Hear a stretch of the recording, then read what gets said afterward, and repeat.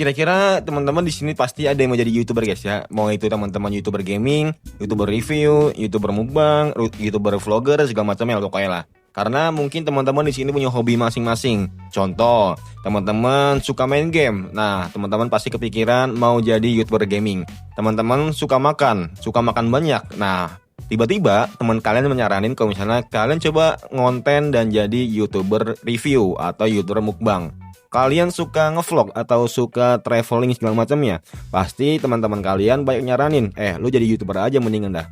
Ya hitung-hitung lu jadi YouTuber vlogger lah, atau nggak mungkin lu YouTuber traveling segala macamnya. Nah, kira-kira jadi YouTuber itu di zaman sekarang susah atau gampang nggak sih? Hello guys, welcome in Bang Ari Jenong. Jadi kali ini aku mau sharing kalian.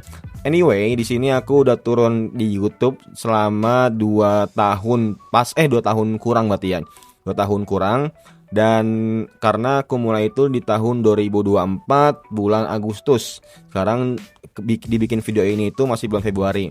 Jadi masih dibilang untuk sekarang fokusnya aku tuh di YouTube masih 2 tahun kurang. Dan ya kalau misalnya gua ngebandingin dari tahun 2024 ketika gua mulai, kalau misalnya gua mulai lagi di tahun 2026 ini, mungkin lebih gampangan ketika gua mulai di tahun 2024 dibandingkan di sekarang. Karena apa?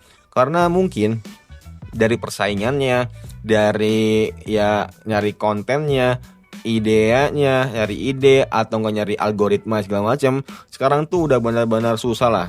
Dan pastinya ya emang kata-kata lu coba mulai aja dulu, emang bener itu 100% itu real. Tapi dengan kata lu mulai aja dulu, lu akan tahu, nah lu mau mulai fokus kemana dulu. Makanya sebelum lu mulai dengan kata itu, lu harus bikin namanya niche, atau lu bikin sekiranya target lu mau fokus kemana. Jangan sampai ketika lu fokus ke channel gaming, tiba-tiba lu sebelum kemudian fokus ke channel review, tiba-tiba lu sebelum lagi fokus ke channel vlogger, traveling. Nah, algoritmanya yang ada malah kacau, malah nggak bisa ngebantu kalian buat merekomendasikan video-video kalian ke orang lain. Makanya teman-teman sebelum mulai ke YouTube, teman-teman harus fokus dulu. Mau fokus kemana? Jangan sampai teman-teman malah jadi gado-gado channelnya. Malah jadi ya bisa dibilang oke, mungkin kita mau ngonten sesuka hati, mau ngonten ya udah suka-suka gua segala macam ya, idealis lah. Tapi yang perlu teman-teman tahu, kalau misalnya teman-teman idealis seperti itu, ya udah jangan salahkan YouTube kalau misalnya YouTube itu nggak merekomendasiin ke orang-orang lain. Karena YouTube juga susah ngebaca channel kalian ini mau ditaruh di mana, mau direkomendasiin kemana.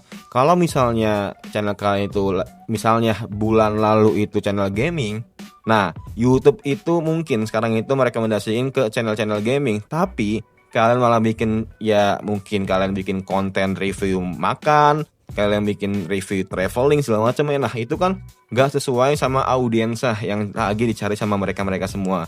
Dan emang jadi YouTuber itu emang susah, gak ada yang gampang, gak ada yang instan. Semuanya, mau itu jadi YouTuber, content creator, administrasi, mau jadi engineering segala macamnya, itu gak ada yang susah. Gak ada yang gampang. Pastinya semuanya itu butuh proses. Dan yang paling penting konsisten. Konsisten itu gak perlu maksudnya gak sesuai apa yang teman-teman lakuin.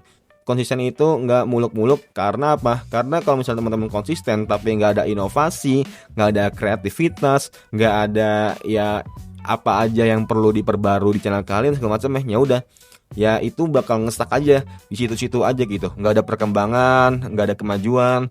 Kalau misalnya teman-teman baru 1 tahun nggak ada perkembangan, itu nggak apa. Nah, tandanya teman-teman harus ada yang diinovasin, ada yang diperubahin, ada yang diperbarui. Nggak semuanya itu ya teman-teman diubah total, enggak. Cukup ada yang diperbarui, misalnya dari opening kalian, dari isi konten kalian, dari closing kalian segala macamnya. Dan yang paling penting dari cara pembawaan kalian bagaimana. Apakah audiens mau nonton kalian dari awal sampai akhir? Tentunya ini sangat PR banget sebagai YouTuber pemula. Dan itu nggak masalah. Kalau misalnya teman-teman reviewnya itu masih sedikit, masih pendek banget, di bawah 30 detik, itu nggak masalah. Teman-teman bakal tahu celahnya ketika teman-teman udah nimbrung di YouTube untuk selama itu ya guys ya. Semoga bermanfaat. Dan kira-kira menurut kalian jadi YouTuber itu susah apa gampang? Coba tulis aja di kolom komentar. Kita sama-sama berpendapat. Semoga bermanfaat. And see you next time. Bye.